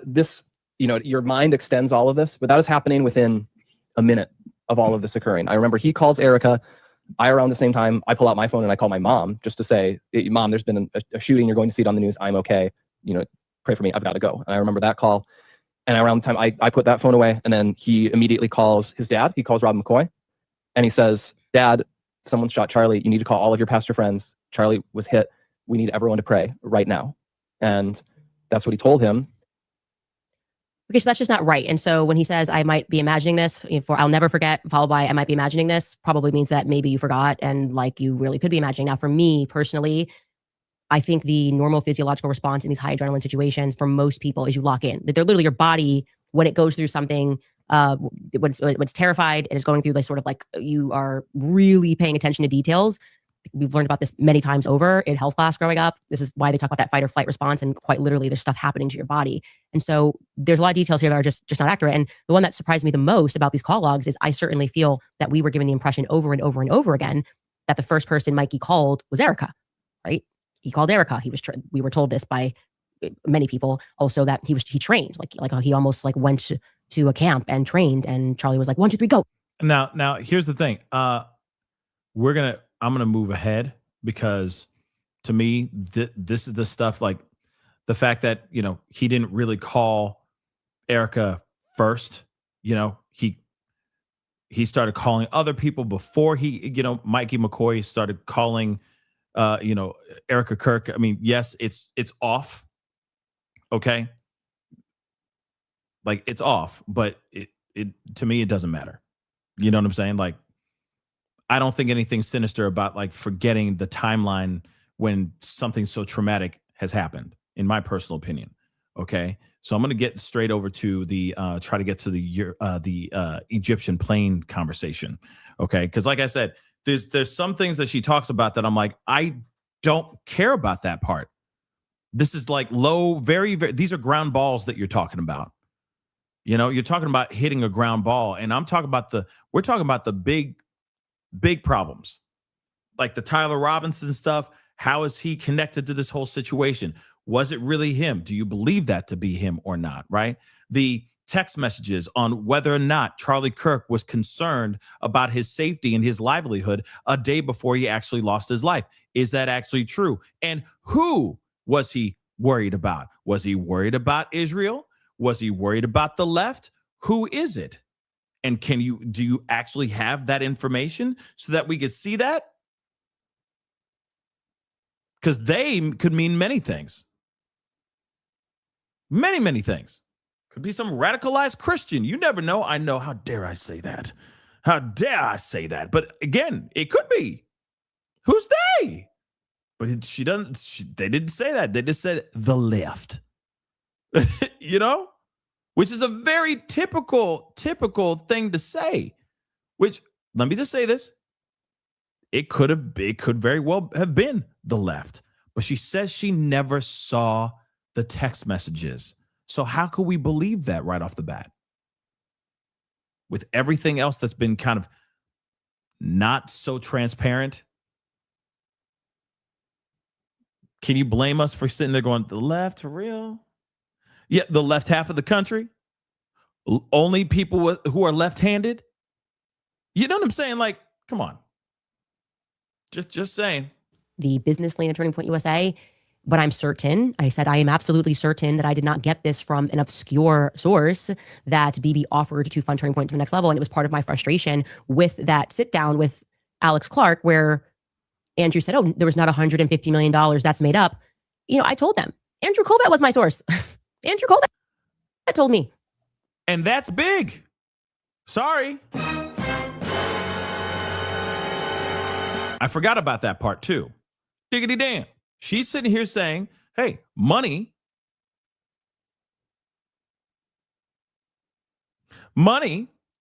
okay? Money was offered. Lots and lots of money was offered. And she got that information from a source. And that also was from Andrew Colbert. They're like, that's not true. That's not true. And she's like, wait a second. What are you talking about? I got it from your boy, Charlie Kirk's best friend. He told me about the text messages and about him being so worried about his life and, scared for his livelihood and all that stuff. They're coming to get me. They're all trying to get me kind of thing, right? That came from Andrew Colbert. This information also came from Andrew Colbert. So, of course, we're going to believe Andrew Colbert. But they're trying to walk it back like, no. We didn't know there's no $150 million given from Israel or Netanyahu or anything of that sort. You got it all wrong. She's like, what are you talking about? I got that from the source, baby. COVID. Is he just making that up and lying then? Verbatim. That Bibi Netanyahu offered to take Turning Point to the next level and that Charlie turned that money down. So I said there's a bit of a predicament when I'm being like lambasted by all of these voices and people that are attacking me and these paid campaigns. And when I say paid, yes, okay, actually have the names of people. Different ways they're being paid. Some are being paid by PR firms. Too many are being paid by Prager University, which is upsetting to me because I know Marissa and it's just dirty. But it's especially crazy when people are calling it a conspiracy when I share things that are told to me from the spokesperson of Turning Point USA. Okay. That's weird. And yes, they were forthcoming. Nobody's ever denied this. So this was not on our list of lies about the fact that Bibi Netanyahu did call him. Okay. That did happen. Bibi shared that, by the way. Our source for that could have just as well been Bibi Netanyahu. And not a lot of clarity on, I don't know, why some people think he didn't make this offer and why definitively 3 different sources who would have knowledge of this confirmed to me that Bibi Netanyahu did indeed make this offer. I never said $150 million ever, not once on the show. I wouldn't have even said that, by the way. If you said take Turning Point to the next level, I actually would have assumed it was more, if I'm being honest. That's a hefty offer, and it leads to a lot of questions. So there was not a lot of clarity there. Lastly, I want to add, of course, I was locked in this meeting when people on live were another round of debunking the Egyptian planes. I want to be very clear. We discussed the Egyptian planes, and I have since worked on an incredible document about the Egyptian planes, which we are going to put up on our website, because I realized that when we shared that spreadsheet, people assumed that one of the columns, which was actually saying where the planes landed on that day, because it was plus or minus 3 days, was exactly where Erika had been on that day, and that was inaccurate. And so for clarity, I had been working on the last week on turning it into an interactive timeline that we can put up on our website, because I'm certain that these Egyptian planes are incredibly shady and that they were in fact tracking Turning Point USA faith broader events. Of course, Erika was at some of them, Charlie was at some of them, but it is the pattern here is undeniable. So let the naysayers and people make videos trying to, fifth round debunk these planes. I also want to say to you that I feel very confident that I know why these planes have caused such panic. And it is because there is overwhelming evidence that these planes regularly fly in and out of Israel. And I'm going to present that evidence tomorrow. I say that strongly. This is I feel very confident saying these Egyptian planes are flying in and out. And notice I'm saying planes because once I was able to connect people that were on those planes onto other Egyptian planes, I was able to realize that these planes are flying in and out of Israel and turning their transponder off each time that they do it. That is now make perfect sense of why there was this mass panic, right? It's not exactly like we have a strong Egyptian lobby in the United States. Now we're like, whoa, well, those darn Egyptians again are trying to get TikTok censored. I mean, every person in the game, Barry, acting. Well, these are the usual suspects that act if something is a threat to Israel, okay? Which is, they should have just been forthcoming, pretended that it was changing apart. Instead, they're trying to gaslight us, and they're actually, frankly, just pissing me off. So I became locked in on these Egyptian planes because that's how I am, okay? You keep pushing me and keep pushing me, I will become an expert on these planes. I'll learn how to build an Egyptian plane. The reality is, like I said, tomorrow I will show you how these planes tie back to Israel. Tomorrow, Israel or Egyptian planes and how they connect to this whole situation. Oh, and Israel. Let's not forget that too. Because I'm kind of curious about that too. She's been hell-bent on these Egyptian planes. Now, again, like I said, there were certain things that she said. They talked about those things. She still said, hey, I believe only so much. I believe this part. I don't believe that part. I was able to prove that I'm not crazy about X, Y, and Z. They pushed back about the Israel money, basically saying, no, that part is not true. And she said, what are you talking about? I received that information from Andrew Colvett, which is obviously a very big deal, that there was a huge amount of money that was offered to Turning Point USA, upwards of the likes of $150 million, and it was turned down. Was it turned down solely because Charlie Kirk wanted to bring the likes of Tucker Carlson onto the show? And then they got mad and said, no, we will not. We're not cool with you bringing somebody who we believe to be an anti-Semite onto your platform. Sorry, but no. And of course, Charlie Kirk in that group text message, going back to the group text message conversation, he said, with donors like these, I got a problem with this. Maybe I am going to step away from being pro-Israel from now on, which to me still says to me that he was saying those things like pro-Israel types of rhetoric because the money he was receiving. Sure, the $150 million did not get into the pockets of TPUSA, but he had other Jewish donors, and that is true. That is true. And he did say that those text messages, basically saying like, I can't bring Tucker on because I have Jewish donors that are angry about that are very upset with that. And they're threatening to pull out of the show, of the platform, of the organization, if I bring the likes of Tucker Carlson onto my show.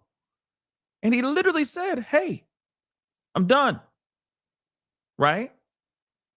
I'm done. I'm thinking about leaving and not talk in that fashion. That's interesting. That tells me He was getting paid, and he was like, hey, I have no problem supporting and pushing that narrative because the check is in the bank, which is also very interesting.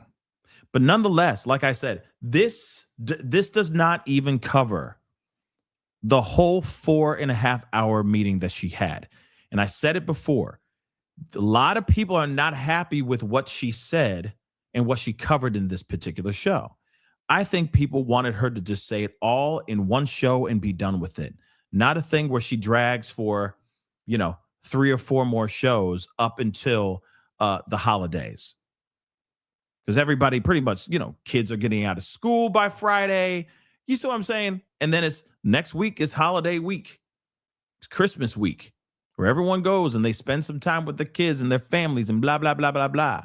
So maybe she's trying to end the month or, end the month on a really high note by dragging it out. And that's not making a lot of people very happy. People wanted all the meat and potatoes in one show, and they're not getting it all right now. Hence the reason why they're going, oh, she became a clone. She sold out. And there's some moments where, like I said, she pushes back. But it just wasn't to the effect that is going to satisfy all of her listeners. That's basically it. Right? You got some people that were very upset about all this.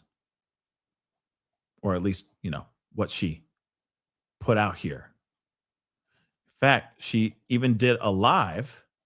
If I'm correct, she did this live after the show. But let's take a look at this here really quick. Reached out and said, we want to do a live stream. You saw what Blake did. They reached out again. They said they wanted to do a live stream with just me and Erika. I said, that's great, like whatever. Then they said the temperature was too high, so they want to do it private. What was my option there? To say, no, let's not do it at all unless it's public. If I had said that and they didn't make it happen, then the headline would have been that I was scared to have the face-to-face. So obviously I'm going to actually take the offer to sit down and ask all of my questions. So there's nothing hidden there. Like, I just took the opportunity that was given to me, and I still would. And I think it would be good to have a public live stream. Like, I've always been open to that. You can't sit here and say that your intent is to get answers and then shut down an opportunity to actually get answers. I mean, I went there with a notebook. I had a list of questions. Basically everything was done on the show. I had planes, my color coordinated planes. I asked, it was 4.5 hours. I obviously could not have told you every minute of what happened during that sit down, but just to make sure that you guys don't feel like I'm not telling you something, ask me whatever it is that you want to ask me right now about the sit down that happened. Like, there was no secrets. There was nothing that I'm keeping from you. In many ways, there's a lot that I still need to process. Like, I was just trying to give you guys like the high notes today. There's a lot that I need to process. There's a lot of interdynamics or whatever, like I explained to you today, things that didn't make sense to me, but I mean, what am I going to do with this information other than put it out there? So I will let you guys ask me anything. Did Charlie want to divorce Erika? That I saw, there's like some account, I guess, that trolls on X, and they put things out and they're like, Candace said this. I have never made that claim. I never heard that claim. I never came across that. And the person that said that came from me actually and completely made that up. So that did not come from me. Really, what is your take on Erika? Is she covering up, or really does she not know? So what I always say is, like, you can clock a lie, right? So let's start with that. I did just a couple of days ago when I said I was on Jimmy Dore's show, and I was like 100% Charlie had these messages, okay? To assign the motivation for why, if that was a lie and that they shouldn't own it face to face or whatever, to assign a motivation to that is there could be 1,000 things. Are you scared the company's going to go under? Are you trying to protect and make the Jewish donors happy? Like, that is definitely, like, I thought it was a very weird choice for her to do Barry. I did. I just was like, why would you do Barry Weiss? Kind of, the PR must know what the vibe is right now of how people are feeling about Israel. We all kind of feel like Israel had something to do with it. I mean, I definitely do now believe. I mean, right away, I never thought they had anything to do with it until BB was doing the rounds. And so I felt like it was a weird choice to do that. But it's like, are you motivated because you want your Jewish donors to be happy? The same people that are pressuring Charlie. yeah, I think that I had the same reaction to that everybody else had, and I was very clear about that. Like that was my reaction is, do I think that she definitely knows some stuff that she's not telling? Obviously, she's not going to tell me everything that she knows. Obviously, Because if she told her everything she knew, Candace Owens would go right on that microphone and say it all. She'd be like, okay, I'm not supposed to say this, but I'm going to say it anyway. You know for a fact that's going to be the case. Let's keep it a bean, y'all. Let's keep it a bean. And this is from a live that she did yesterday. So I guess right after she did her show, she did a live on Instagram. And then everyone came flooding over there and started talking, right? So again, interesting, right? But real quick, guys, before we continue, please hit that like button down below. Crush it, do what it do, okay? Please do me that favor. All right. Can we get it to like 600 likes? That'd be awesome. Don't forget to subscribe. Okay. Subscribe. That would be dope. Okay.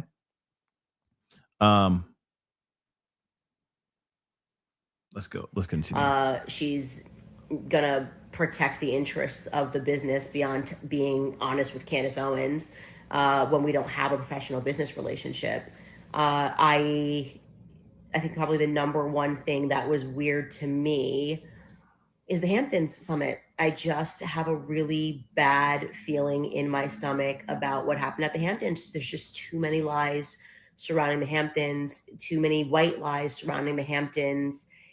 I just feel in my gut that what happened at the Hamptons is there's something weird going on there. Like, gonna keep it honest with you. And yeah, I don't know. That's what I would say about that. This person, am I going the wrong way? Oh, it goes the opposite way now. JK. What surprised you the most about the conversation? That they owned so much of it, and I don't know if that's like partially because they knew that I had the information, or like, I don't know what, if it was motivated by the right thing, or if it was more like, okay, the internet is clocking us repeatedly and we've tried like, the crisis PR maneuver and that's not working. It keeps backfiring. And so our last gig here is to like try to be forthcoming about things that we were dishonest about. I can't, again, I don't know these people. I can't assign motives to it, but that's what I was genuinely surprised about. Like that they were willing to admit that this stuff wasn't true. One thing that I will definitely say, and that's why I brought this up on the show today, that going back to the last question, I'm very uncomfortable with the vibe.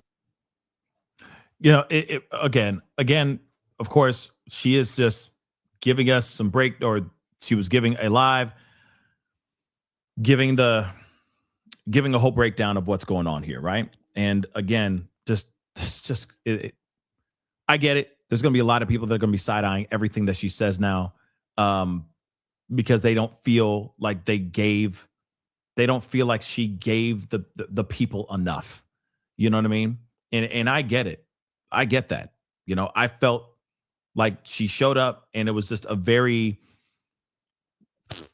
type of thing. And I'm like, let's just see all of the mother loving. Just let's see all of it. Tell us all of it right now. But like I said, she's going to take the first 30 minutes of her shows for the next couple shows, and she's going to drag this out. Because let's be real, it's working for her. It's definitely working. It's definitely working. But there's a lot of people that are not happy. So much that she responded or put up a post under the video itself. And this is not every day that she does this, but it says this, okay? So she says, okay, I'm a bit frustrated by the comments here. Foremost, I was only given the option for a closed door meeting. I obviously agreed to it. It was almost 5 hours long. I need more time to digest. I just wanted to present the facts to you all today of what they said without my own innuendo, because there is a lot to digest and pray about. It's difficult to put into words what it's like to be in my position and to have to consider the scenarios that no person on earth should have to consider. How many people can even say they've watched a friend of theirs be unalived in cold blood over politics, and then has to consider the possibility that entire governments colluded to make it happen, and maybe even the people close to him? Now, here's the thing. I thought some of these things, so now she's saying that stuff has not been fully debunked for her yet, or maybe she's going to talk about that in one of these episodes here very soon. But that's very interesting that she said that. Let me repeat that part again. Aside from, how many people can say that they have watched a friend of theirs lose their lives over politics? Then she said, and then has to consider the possibility that entire governments colluded to make it happen, and maybe even the people close to him. So she's still on that tip. That's insane. All while being attacked from every media group and influencer in the world. It's very heavy stuff. And on top of it, I have to deal with how fickle the audience is if I make even one mistake on pronunciation. God forbid. Wow. So, under comentarios, it says that cabron. Very interesting.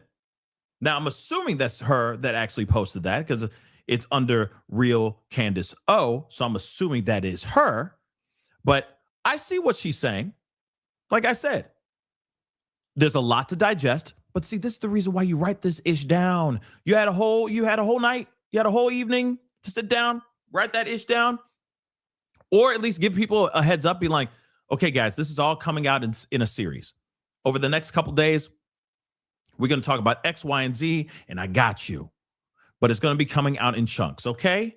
Because there's still a lot to digest. And she did say, I got a lot to digest, blah, blah, blah. I understand that part, all right? But she could have just told the audience that was going on, right? And a lady, yeah, these hoes ain't loyal. Yeah, I get it. You know what I'm saying? 300,000 people that are waiting for just the information to drop it like it's freaking hot. You know what I mean? Fire, nothing but just bombshell after bombshell after bombshell. Yeah, I can see people being very upset. Like, I came for a show. This was the show. Like, I can see some people being like that. Real talk, that's what they're saying. I was waiting for some bombshell information, and you just gave us a freaking, this is an appetizer. I wanted the whole freaking meal, baby. You see what I'm saying? So I get it. I get people, but I get people being mad. I get it. Because we wanted a concise something. And she did say later on, like, she's like, I don't read scripts, I riff everything, blah, blah, blah. But I'm like, but this is a big piece of information. You were supposed to give us what we all been waiting for. The moment finally happened where these two finally got into a room together. It's about damn time. Now it was your time to tell the story and just give it to us all in one sitting, or at least let everybody know, hey, I will have more every day. Every day we'll be talking about it, but I'm just processing things and I'm trying to get everything together. You see what I'm saying? Like I said, she says that as she's talking, right? But I feel like it would have been nice in the very beginning just to be like, okay, guys, I'm just letting you know there's a lot of stuff that I'm processing. It's 4.5 hours of information and conversation. So this show is going to be one of many. Just letting you know. Over the next couple days, I'll let you know. You'll have everything, the full scope of everything. It was 4.5 hours. There's no way I'm going to be able to do everything in one 1-hour show. She could have just said that. But for a fact that if she did that, still there would have been some people being like, you ain't ready? You need more time, girl? You know what I mean? There's still going to be people that are going to be mad. But we're going to see what happens because for a fact she's going to be doing another show. She just did Piers Morgan, okay? She literally just did Piers Morgan, or at least the episode just got put up. So now we got something else to watch. Shoot, okay? So there's all kinds of stuff. And then she's still going to be doing a show today in about an hour or so, right? So she's got, like, there's so much Candy O coming out. So much Candy O, we about to get diabetes. Okay? Diggity damn. Anyway, what say you guys? I'd love to hear your thoughts on this, okay? You know, did you like what she said? Do you think did it satiate your appetite? Or did it just piss you the F off even more? Or confuse you even more? Definitely let me know. Let me get to these super chats here, though. Han Solo 8. Thank you so much for the love. Thank you so much for the support. I appreciate it. To all the mod, well, shout out to the mods first off. Got to say that. But all the new members, all the super chats, all that, I really do appreciate it. Thank you so much. But you said Candace had the chance that no other podcaster has, and she absolutely ruined it. Damn. A chance that so many podcasters would have made the most of. It's a slap in the face to many, not in the fact, but in the face to many. Charlie especially. Absolute bullshnish. Oh, man. Han Solo, let me tell you something. I understand that anger. I understand that frustration. After going through this with you guys, yes, I was very disappointed by the episode because I was expecting more, right? But now it looks like I said, I hate to say it like this, but I'm going to say it. She's milking it. She's milking it for what it's worth. She's trying to stretch this as long as she can. Every show that she does from yesterday going on to Friday is going to be an hour of that conversation that she had with Erika Kirk. She's stretching this and milking it for what it's worth. And guess what? People are still going to tune in. People are still going to be watching. People are still going to be glued to the show because they want to know what else was said in that meeting with Erika Kirk. I just hope she comes in with the fire, because every episode starts like this or is like this, she's going to lose people. There are going to be more and more haters out there. Haters going to hate, though. Haters are going to hate. Nikki, damn, thank you so much for being a member for over 53 months. Dang, thank you. Wow, over 4 years? That's a long time. Thank you so much, Nikki. I appreciate you. Thank you so very much. God's weird daughter. Okay, thank you so much. Not a clone. Let's be realistic. Obviously, check her earlobes. They're real. Okay, she's fully cooked. Okay, she's the real deal. Maybe she's in a psychosis / manic episode. Human psyche is delicate. I experienced it after almost losing my dad. Well, I don't know if she's going through a psychosis or a manic episode. I honestly think that I'm just taking what she says at face value. I think she's still just processing everything, but I feel like I would have written down everything in notes and been like, here's everything. I will circle back on the next show or the next show after that with more information, blah, blah, blah. Right. But yeah, almost 5 hour conversation with somebody on such a huge and hot topic. I'm kind of not surprised that it would take her a little bit to kind of process that. But then in my mind, I'm like, then don't do a show today or like yesterday. Take that time to write everything out and do one big fat 1.5 to 2 hour long show where you just go through everything. Do the bullet points on your teleprompter, get it all on that, and riff. And do your thing. Not stretch it out. But we already know she's getting paid off the clicks and the views, and she made crazy money last night off those clicks and those views. All right. Nurse Forgot, thank you so much for the love. Wouldn't the police have his phone? Yes and no. They already got their guy in their minds. They already got their guy. And if it does not have anything to do with what was on his phone, he's not the suspect. So they usually will just relinquish that stuff. And if they need it, they'll come back and get it. But this guy, allegedly, whoever took him out, Tyler Robinson is who they believe did it. They say that there is no connection between his death or, between him and his assailant, right? So again, good question though. I'd ask that question, same question too, but that's a good question. Black Lake, thank you so much for the love. The ghost of Charlie is worth more than him being here in the flesh. You ain't wrong. Look at Tupac. Look at Biggie. Look at Elvis.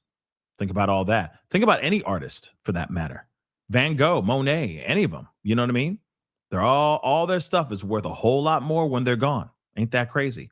Especially when he was especially when he was about to part ways with the pro-Israel stance. Yes, I truly believe he was parting ways from the pro-Israel stance. Yes, I think he was like, I'm too tired of them taking, threatening to take millions of dollars out of my pocket. I'm tired of that. I want to be able to have conversations. He, like we already know, he says at nauseum, the only way for us to get better as being a people and finding peace and finding, a unity is to have those hard hitting questions or have those hard hitting conversations with people who may not see the way you see and finding a middle ground. Right. And I think when you are bringing the likes of somebody like a Tucker Carlson, that makes sense. Right. Wouldn't you think that makes sense?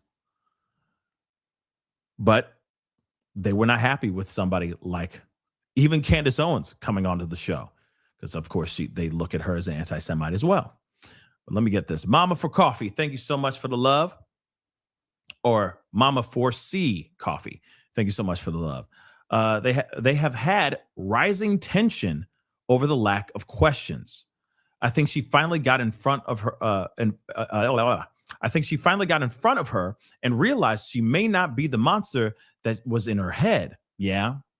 But she still has questions. She has questions. Doesn't want to burn that bridge. Yeah, I can see your point on that. I can definitely see that. They're not talking. Both somebody that they both cared for and loved, respectively, loses their life. There's a lot of questions being asked. They're not communicating with each other at all. One is spouting very, very interesting theories. Another one sitting there going, no, you got it all wrong. And stop talking. Yeah. At some point they have to have that conversation. Right.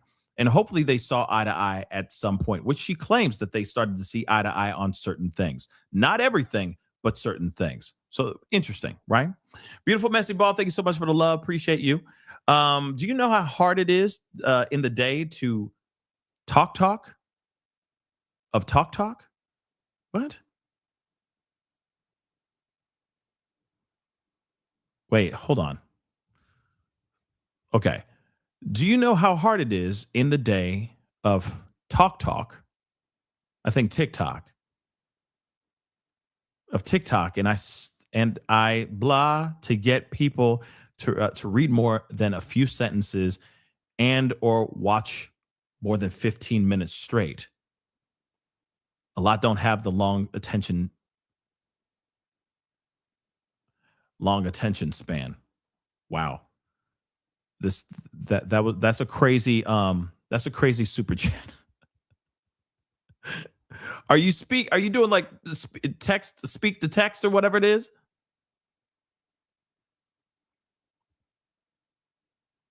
Do you know how hard it is in the day? Oh, do you know how hard it is in the day of TikTok to get people to read more than a few sentences and or watch more than 15 minutes straight? A lot don't have a long attention spans. Yes, I see what you're saying. Yeah, I need Alexa. Alexa, spell scallywag. I see you, Medusa.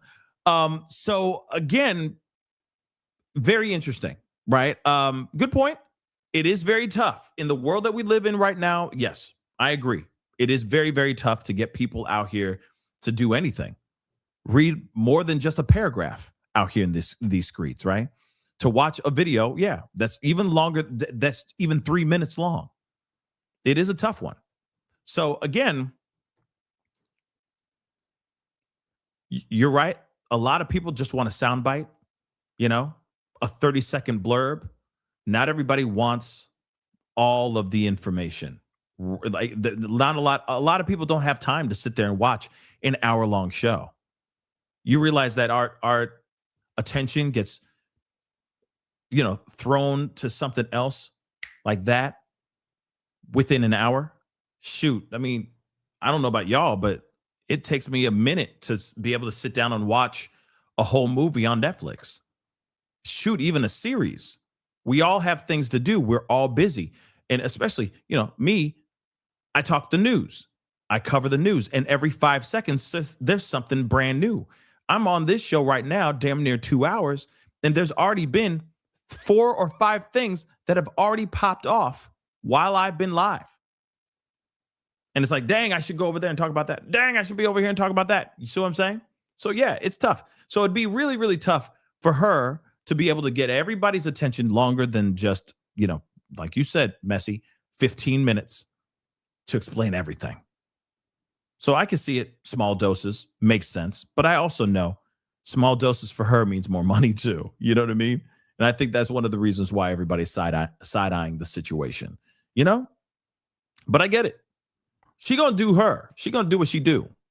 Should she be ratioed and be called a sellout for it? No.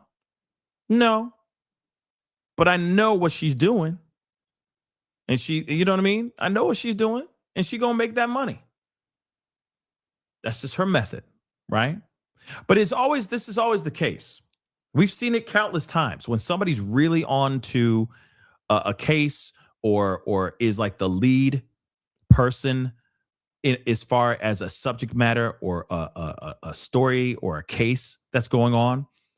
It's very easy for for the pendulum to swing back from adulation to absolute disgust, or, you know, to turn from that person being from that person being the hero, suddenly turning into the villain. You see what I'm saying? It's a thin line between love and hate and that stuff too.